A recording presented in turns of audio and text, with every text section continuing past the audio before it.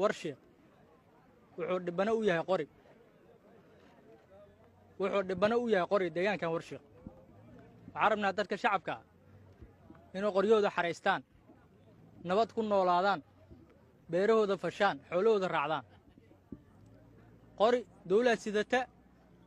dawlad ku shaqaynaysa dawladna kugu waardiyeynaysa qofkii qori soo qaata oo dawlad ahayn macnaha oo jidna la soo istaaga ama tuulo la soo istaaga waxay ka dhigan tahay inuu amarka jibiyey waajibaada laga qabsan doono haddii aan lidmo shaqo waxaa u baahanaa marka in amaamirta dawladda la qaato amaamirta saraakiisha amniga bixinaysa la qaato loo hoggaansamo qoryaha la xaraysto nabad lagu kala joogo qofkii wax dhibaa waa shaksi